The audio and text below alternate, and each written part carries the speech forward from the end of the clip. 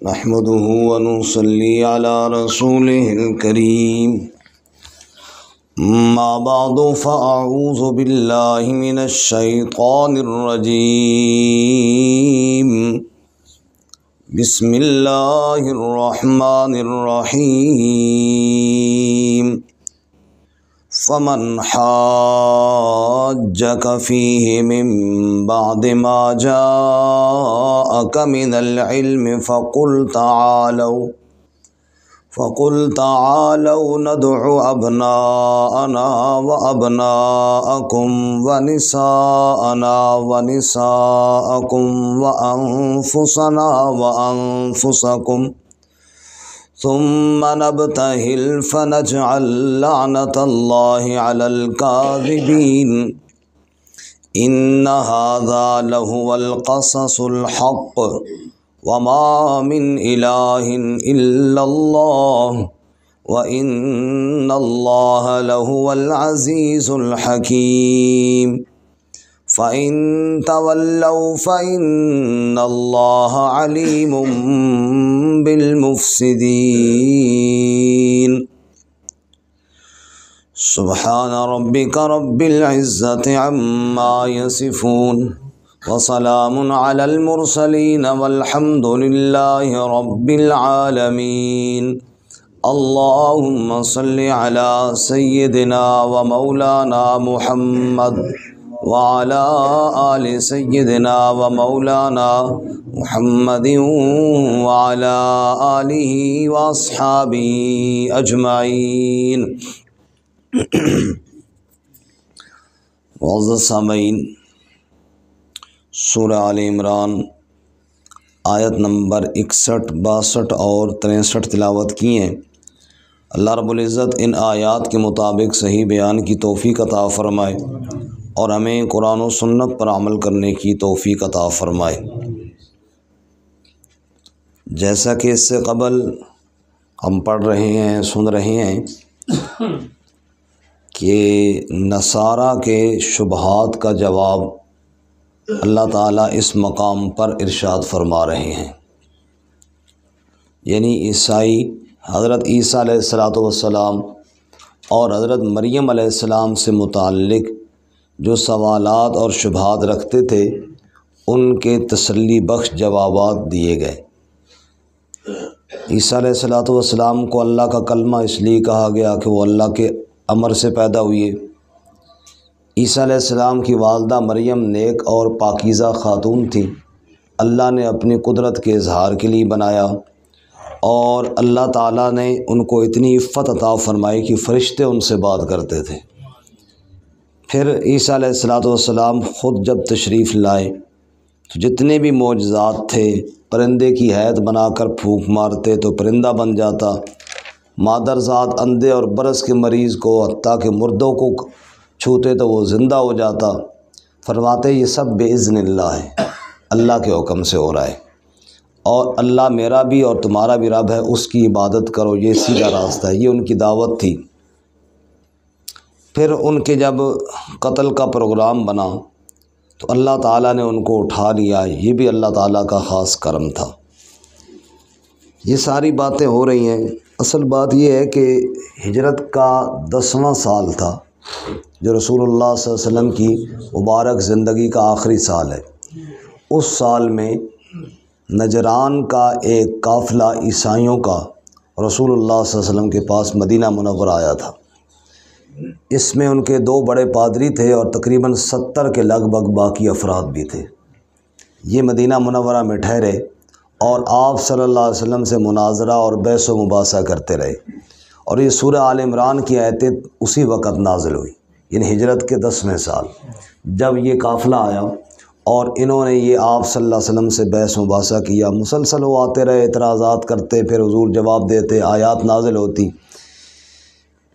جب ان کے جوابات تسلی بخش ہو گئے، فرمایا اس کے بعد بھی اگر وہ نہ مانیں، جو انہوں نے سوال کیے اللہ نے وحی کے ذریعے بتا دیے، پھر بھی اگر وہ نہ مانیں تو پھر آخر میں مباہلے کا چیلنج ہے۔ آج کے سبق میں مباہلہ کہتے ہیں گڑ گڑا کر دعا کرنے کو، اور مباہلہ کہتے ہیں اس وقت جب دلائل سے کوئی آدمی بات نہ مان رہا ہو، پھر اس کو کہتے ہیں او میدان میں، اور دعا کرتے ہیں یا اللہ جو ہم میں جھوٹا ہے نا اس کو تباہ و برباد کر دے۔ تو اللہ تعالیٰ نے فرمایا کہ اے میرے محبوب صلی اللہ علیہ وسلم، وہ سوال کر رہے ہیں اور آپ اللہ کی وحی سے جواب دے رہے ہیں، اور پھر بھی اگر وہ نہیں مانتے تو اب ان کو مباہلے کا چیلنج دیں اور ان کو کہیں کہ آؤ پھر میدان میں۔ تم کہتے ہو نہیں عیسیٰ علیہ السلام اللہ کا بیٹا ہے، ہم کہتے ہیں اللہ اولاد سے پاک ہے۔ تو ہم نے یہ بات تو سمجھا دی ہے کہ عیسیٰ علیہ السلام اللہ کے کلمے سے پیدا ہوا، لیکن پھر بھی اگر تم بضد ہو، آؤ میدان میں، مباہلہ کرتے ہیں یا اللہ ہم میں جو جھوٹا ہے نا اس کو تباہ و برباد کر۔ مباہلے میں یہ بات ذہن میں رہے کہ مباہلہ آج میں اور آپ ایویں نہیں ہر بندے کو بندہ چیلنج دے آؤ بھائی مباہلہ کریں، یہ نہیں۔ مباہلہ کے لیے مباہلے سے پہلے اثبات الدعویٰ بالبراہین، جو دعویٰ ہو اس کو دلائل سے پہلے واضح کرنا ضروری ہے۔ نمبر 2، جو شبہات اس پر وارد ہوں ان کے جوابات دینا ضروری ہے۔ نمبر 3، ان کو خیرخواہی اور نصیحت کرنا ضروری ہے۔ نمبر 4، مباہلہ اصولی اور عقیدے کی بنیادی کسی بات پر ہو، فروعی مسائل میں نہ ہو۔ فروعی مسائل میں تو گنجائش ہوتی ہے نا، مثال کے طور پہ رفع یدین کا مسئلہ ہے، آمین بالجار کا مسئلہ ہے، ایسے مسائل میں کوئی کفر اسلام تھوڑا ہی ہے کہ بندہ مباہلے کا چیلنج دے۔ مباہلہ ہوتا ہے کفر اسلام کی بات پہ، جیسے اللہ تعالیٰ کی اولاد کہنا کفر ہے، اللہ اولاد سے پاک ہے۔ مباہلہ فروعی مسائل میں نہیں ہوتا، یاد رکھیں۔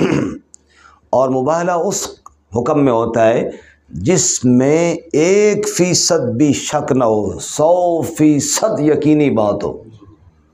بھئی اللہ وحدہ لا شریک ہے یا نہیں، اس میں 1% بھی کوئی شک ہے، ایسے کام میں مباہلہ ہوتا ہے۔ رسول اللہ صلی اللہ علیہ وسلم اللہ کے آخری نبی ہیں یا نہیں ہیں، ایسے جو قطعی الثبوت چیزیں ہیں ان میں مباہلہ ہوتا ہے۔ بہرحال رسول اللہ صلی اللہ علیہ وسلم نے ان کو کہا جو اس آیت میں حکم ہے، بھائی اگر اس سب کے باوجود تم اسی پر بضد ہو کہ نہیں جی نہیں عیسیٰ علیہ السلام پھر بھی اللہ تعالیٰ کے بیٹے ہیں نعوذ باللہ، یا اللہ تعالیٰ کی 3 میں سے ایک ہیں، تو پھر آؤ تم بھی اپنے بچوں اور عورتوں کو لے کر آؤ، اور تم خود بھی آؤ اور ہم بھی اپنے سب خاندان کو لے کر آتے ہیں، اور پھر کہتے ہیں میدان میں کھڑے ہو کے یا اللہ ہم دونوں فرقوں میں جو جھوٹا ہے نا اس پہ اپنا عذاب بھیج، پھر پتہ چل جائے گا۔ جب یہ چیلنج حضور صلی اللہ علیہ وسلم دیا انہوں نے کہا کل تک مہلت دو، یہ کرو کل تک مہلت دو۔ فرمایا ٹھیک ہے تیاری کرو، تم بھی اکٹھے کرو اور ہم بھی۔ کل آیا، انہوں نے آپس میں مشورہ کیا کیا کریں، اب تو ذرا معاملہ کوئی کم خطرناک نہیں ہو گیا، تو آپس میں مشورہ کرنے لگے مباہلہ نہ کرو، ایسے نہ ہو کہ اللہ کا عذاب آئے اور ہم واپس جا ہی نہ سکے، بس کھسکو یہاں سے۔ پھر وہ مباہلہ نہ کیا انہوں نے، اور اس طرح رسول اللہ صلی اللہ علیہ وسلم کی صداقت روز روشن سے بھی زیادہ واضح ہو گئی۔ واپس چلے گئے، مباہلہ نہ کیا انہوں نے، مانا تو کوئی نہیں لیکن مباہلہ نہ کیا۔ فرمایا فمن حاجک فیہ، پر جو کوئی جھگڑا کرے آپ صلی اللہ علیہ وسلم سے، فیہ اس مسئلے میں، کس مسئلے میں؟ عیسیٰ علیہ السلام کے مسئلے میں بات ہو رہی تھی نا، عیسیٰ علیہ السلام اللہ کا بیٹا نہیں، اللہ کا بندہ ہے۔ جو کوئی جھگڑا کرے اس میں، من بعد ما جاءک من العلم، اس کے بعد جب آپ کے پاس علم آ گیا، وحی آ گئی، پھر بھی وہ بضد ہے، پھر بھی جھگڑا کرنے پر تلا ہوا ہے، فقل، پس آپ فرما دیجئے، تعالوا، آ جاؤ۔ تعال علو اونچی جگہ کو ویسے کہتے ہیں نا، یعنی اس سے اگلے اونچے مرحلے کی طرف آ جاؤ۔ یہ تو بات ہو گئی نا بحث مباحثہ، تم نے بات کی، سوالات کی، جوابات ہو گئے، اب اس سے بھی ایک قدم آگے آ جاؤ، اونچے مرحلے کی طرف آ جاؤ، ذرا بات آگے بڑھاتے ہیں۔ اس طرح تو گل سمجھ نہیں آ رہی تو قدم آگے جاؤ۔ ہمارے ایک مولوی صاحب کہتے ہیں، میں ایک جگہ گیا، ماشاءاللہ بڑے صحت مند تھے، اب تو وفات ہو گئی، اللہ ان کی بخشش فرمائے۔ کہتے مولوی صاحب نے میرے ساتھ بحث شروع کی تو بحث مباحثہ چلتا رہا، وہ بیچارہ پڑا ہوا اتنا تھا کوئی نہیں، کہتے بس میں نے اس کو صحیح دبا لیا۔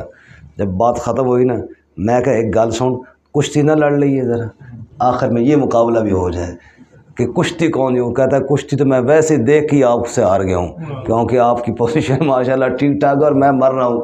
تو کہنے کا مطلب یہ ہے کہ اس سے اگلا کام، اگر یہاں سے بات نہیں بنی تو اس سے آگے بھی آ جاؤ۔ رسول اللہ صلی اللہ علیہ وسلم نے فرمایا آؤ اس سے اگر تمہیں بات سمجھ میں نہیں ہے تو اگلے کام بھی کرتے ہیں، کہتے ہیں یا اللہ جو جھوٹا ہے اس کو تباہ و برباد کر، لگ پتہ جائے گا۔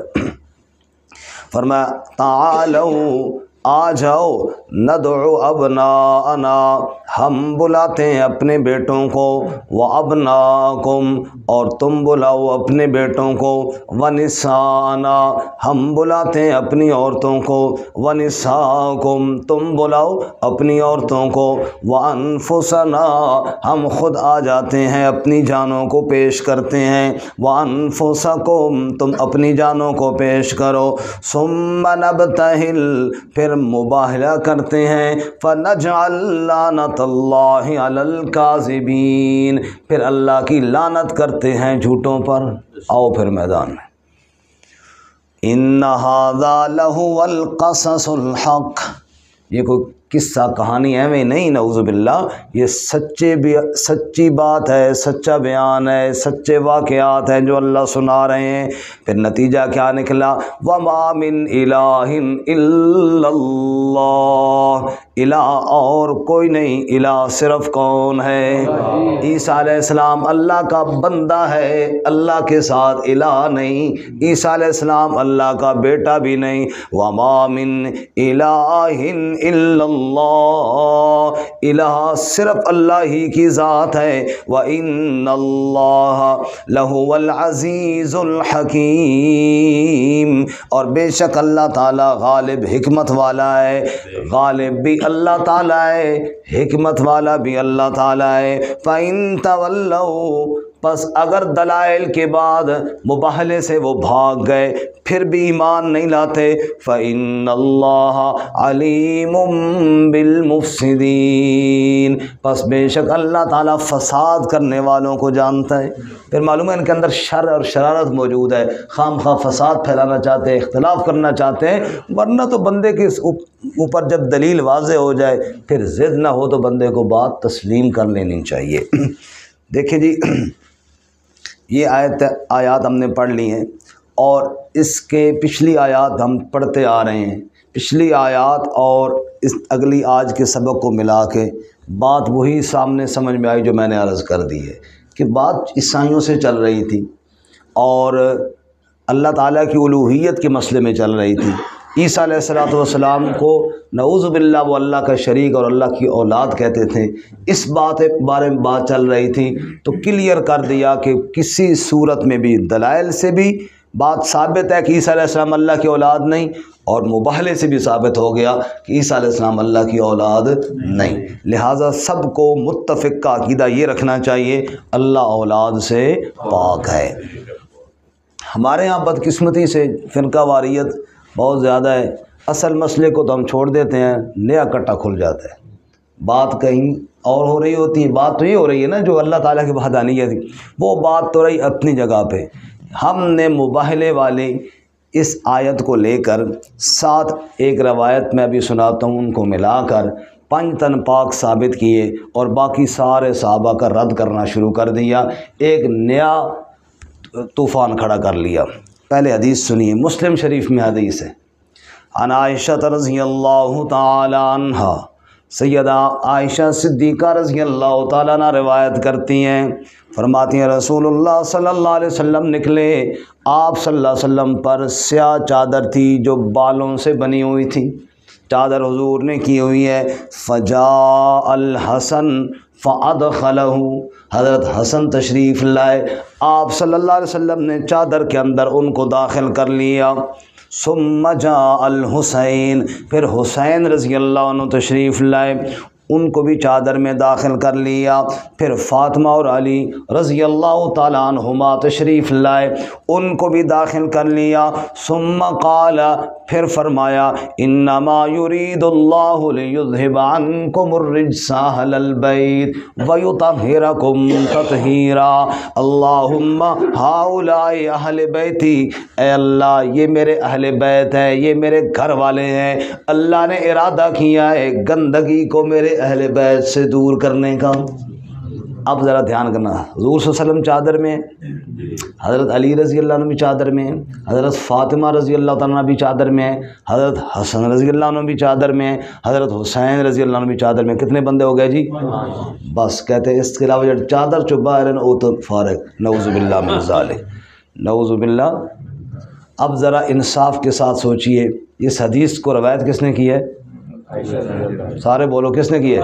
عائشہ رضی اللہ عنہ۔ یہ چادر نبی پاک صلی اللہ علیہ وسلم نے مسجد میں تو نہیں ڈالی تھی نا، باہر گلی میں بھی نہیں ڈالی تھی، گھر کے اندر ڈالی تھی۔ تو گھر والی بات گھر والی بتا سکتی ہے نا، گھر والی بات گھر والی بتا سکتی ہے۔ مسلم شریف میں روایت موجود ہے، عائشہ رضی اللہ عنہ روایت کرنے والی ہیں، اس لیے گھر کی بات تھی نا۔ سیدہ عائشہ صدیقہ رضی اللہ تعالیٰ روایت کر رہی ہیں۔ کتنا ظلم ہے، اسی عائشہ کو اہل بیت سے نکال دیا۔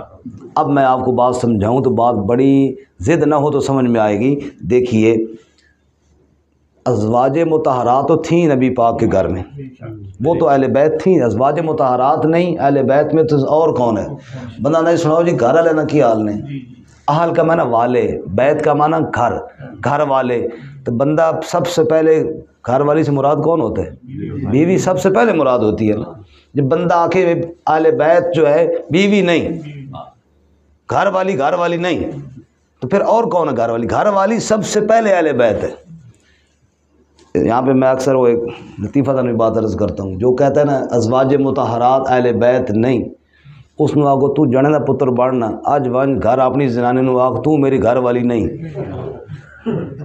پھر اس نے پتر نہ بنایا تو پھر دس اتنی جرت ہے نہیں کہ اپنی گھر والی کو کہے کہ میں تیری گھر والی نہیں، اور نبی پی کی بیویوں کو کہتا ہے نبی کی گھر والی نہیں، بے وقوف آدمی۔ بات صرف اتنی ہے بھائی، جب بندہ پوچھتے ہیں نا گھر والے، تو یہاں پہ داماد اور نواز سے مراد نہیں ہوتے، ان کا تو گھر الگ ہوتا ہے نا۔ حضرت علی رضی اللہ تعالیٰ عنہ، سیدہ فاطمہ رضی اللہ تعالیٰ عنہ، حسنین کریمین، یہ تو آپ کے گھر میں نہیں تھے، اللہ کے نبی ان کو لے کر آئے اور ان کو بھی اپنے اہل بیت میں شامل کیا کہ یہ بھی میرے اہل بیت میں سے ہیں۔ اب اس کا مطلب یہ کہاں سے ہو گیا کہ جو پہلے سے گھر والے تھے وہ گھر والے ہی نہ رہے؟ وہ کوئی بات سمجھ میں آئی ہے؟ یہاں موقع تھا مباہلے کا، ان کو چیلنج دے دیا، انہوں نے مہلت مانگ لی، فرمایا ٹھیک ہے تم بھی تیاری کرو، ہم بھی تیاری کرتے ہیں۔ رسول اللہ صلی اللہ علیہ وسلم، آپ کی باقی نرینہ اولاد تو تھی کوئی نہیں نا، یہی آپ کے نواسے تھے، آپ ان کو بلا کے لے آئے، کہا یا اللہ میرے تو یہی گھر والے ہیں، پھر کل مباہلہ ہوگا، میری تو یہی عورتیں ہیں، میرے تو یہی گھر والے۔ اب اگلا دن اگر مباہلہ ہوتا تو پھر رسول اللہ کہتے ہیں حضرت عائشہ حفصہ کو تم نہ ہو، ہم صرف جا رہے ہیں، پھر تو چلو بات بنتی، مباہلہ تو وہی کوئی نہیں نا، یہ تو تیاری ہوئی ہے صرف مباہلے کی۔ اور آپ صلی اللہ علیہ وسلم حضرت سیدنا علی، سیدہ فاطمہ، ان کو لے کر آئے اور ان کو اپنے اہل بیت میں شامل کیا، اور بالکل ہم مانتے ہیں کہ وہ اہل بیت میں ہیں، اس میں تو کوئی دوسری رائے ہی نہیں ہے۔ ان کو جب حضور نے کہا یہ اہل بیت میں سے، تو ہم کون ہوتے ہیں کہیں وہ اہل بیت میں سے نہیں ہیں؟ لیکن اس کا مطلب یہ ظلم تو نہ کرو، نہ کہو کہ نبی کی بیویاں اہل بیت ہی نہیں رہی۔ کوئی بات سمجھ میں آئی ہے کہ کوئی نہیں ہے؟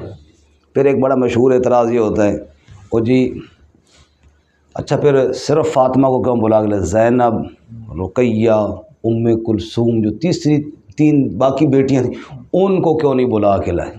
یہ بھی ایک سوال ہے نا، اور یہ تو بڑا جینوئن سوال۔ میں کہوں اجمل صاحب ہو تسی آئے ہو ماشاء اللہ، در والد صاحب نے لے کے کیوں نہیں آئے ہو؟ تسی کی جواب دے سو؟ وہ والد صاحب دنیا دے رہے نہیں۔ او بھائی مباہلہ ہوا 10 ہجری میں، مباہلہ کب ہوا؟ 10 ہجری، آپ صلی اللہ علیہ وسلم کی آخری ایام ہیں، مباہلہ ہوا 10، اور ہجرت کے دوسرے سال سیدہ رقیہ کی وفات ہوئی تھی، جس دن غزوہ بدر ہوا تھا، اور اس کے بعد اسی دن جب غزوہ بدر سے حضور واپس تشریف لائے، تو حضرت عثمان کو ایک دن عصر کی نماز کے بعد حضور نے دیکھا پریشان بیٹھے تھے۔ آپ نے پوچھا عثمان کیوں پریشان ہو؟ کہا یا رسول اللہ رشتے تو بڑے مل جاتے ہیں، لیکن رقیہ کے بعد جو میرا اور آپ کا رشتہ تھا نا وہ ٹوٹ گیا، یہ بڑا پریشان ہوں۔ لوگ مجھے حضور کا داماد کہتے تھے، آپ کو میرا سسر کہتے تھے، رقیہ فوت ہو گئی تو وہ اب رشتہ ٹوٹ گیا، اس وجہ سے بڑا پریشان ہوں۔ حضور نے فرمایا میں اپنی دوسری بیٹی کا نکاح تجھ سے کرتا ہوں۔ پھر کلثوم اللہ کا کرنا، وہ بھی فوت ہو گئی، تو میرے نبی نے فرمایا اگر میری 40 بیٹیاں ہوتی تو میں یکے بعد دیگر عثمان کے نکاح میں دیتا۔ رقیہ بھی فوت ہو گئی اور کلثوم بھی، اور حضرت زینب رضی اللہ عنہ جو عمر بن عاص کے نکاح میں تھیں وہ بھی وفات پا گئیں، 10 ہجری سے ساری پہلے فوت ہو گئی۔ تو اب یہ تو اعتراض ہی نہیں بنتا کہ انہوں نے گھر کیوں نہیں لے کے آئے، جب وہ تھی نہیں تو ان کو کیسے لے کر آتے۔ بہرحال خلاصہ یہ ہے کہ یہ ایک نئی بحث ہے جو خواہ مخواہ یہاں پہ چھیڑ دی جاتی ہے۔ اور ایک اور بات بھی عرض کروں، ہمارے ایک دوست ہیں، انہوں نے بڑی پیاری ایک دفعہ بات فرمائی کہ آپ قرآن کے ساتھ تعلق رکھیں، حالات جیسے ہوں گے قرآن آپ کو رہنمائی کرتا جائے گا۔ یہ جو آج کل دن چل رہے ہیں یہ ہیں جمادی الثانی کے، 22 جمادی الثانی کو حضرت سیدنا ابو بکر صدیق رضی اللہ تعالیٰ عنہ کا یوم وفات ہے۔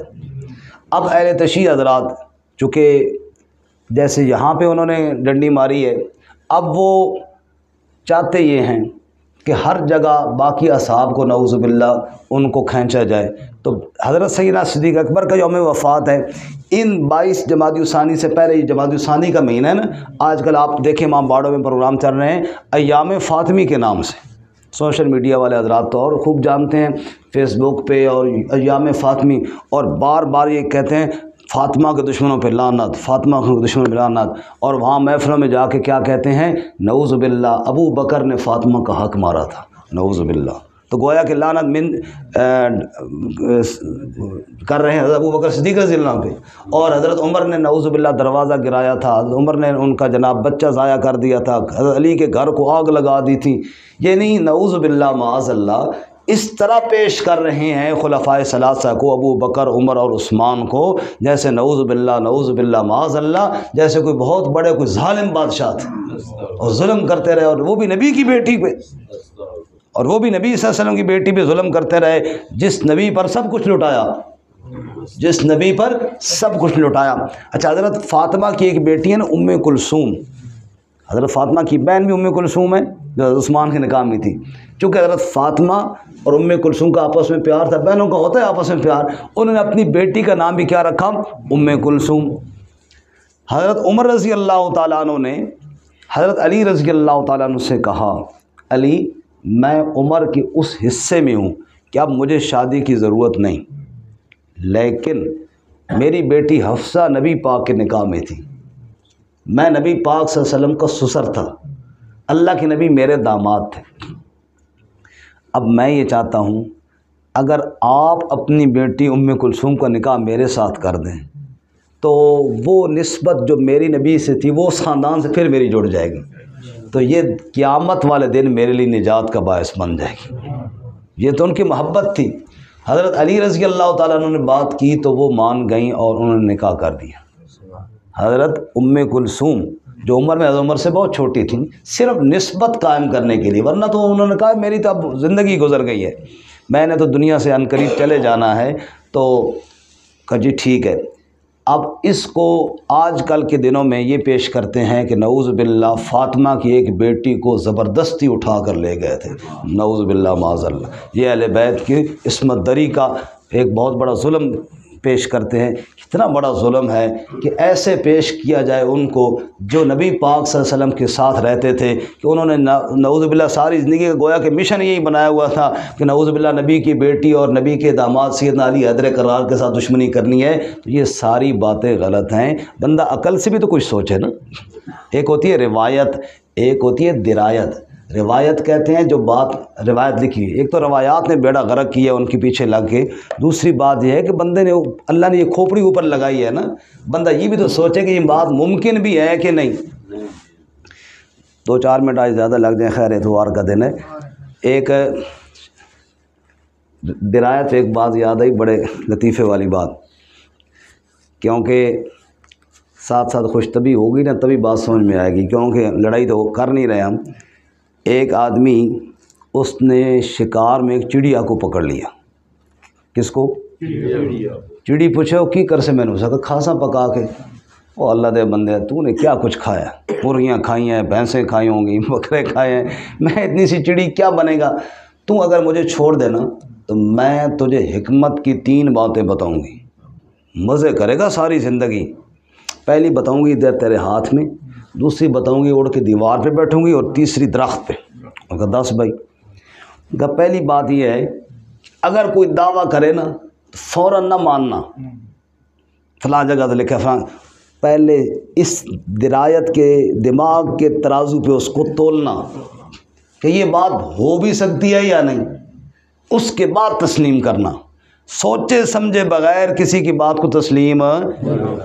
ٹھیک ہے، اس نے چھوڑ دیا، وہ دیوار پہ بیٹھی. اس نے کہا دوسری بات کیا؟ اس نے کہا دوسری بات یہ تم بڑا الو دا پٹھا ہے، بے وقوف ہے، چول آدمی ہے. اس نے کہا کیوں؟ اس نے کہا اگر تو مجھے ذبح کرتا نہ چھوڑتا تو میرے اندر آدھے کلو کا ایک موتی نکلتا اور تو کروڑ پتی ہو جاتا. اس نے یہ بات سنی نا، اس کو کیوں چھوڑ دیا، پریشان ہو کے گر گیا جیسے بے ہوش ہوتا ہے. اچھا 10. پھر تیسری بات کیا؟ اس نے کہا بے وقوف آدمی، آدھی چھٹانگ میرا وزن ہے، آدھے کلو کا موتی کہاں سے آ گیا میرے؟ تو پہلی بات ہی تجھے سمجھ میں نہیں آئی کہ میرا ہجوم اتنا ہے، آدھا کلو یہاں کہاں سے آیا؟ بے وقوف آدمی. پھر تو سوچنا چاہیے، کچھ عقل کے ساتھ بھی سوچنا چاہیے. ادھر آپ کا دعویٰ یہ ہے کہ علی مشکل کشا ہے، یہی دعویٰ ہے نا، آج بھی مدد کے لیے بلاتے ہیں، اور ادھر نقشہ یہ پیش کر رہے ہیں کہ جناب ان کے گھر والے کو مارا گیا، مکان کو جلا دیا گیا، اور جناب پھر وہ ان کے پیچھے جا کے نمازیں بھی پڑھتے رہے. تو یہ ساری کہانی ہے، کچھ اس کے ساتھ بھی سوچو.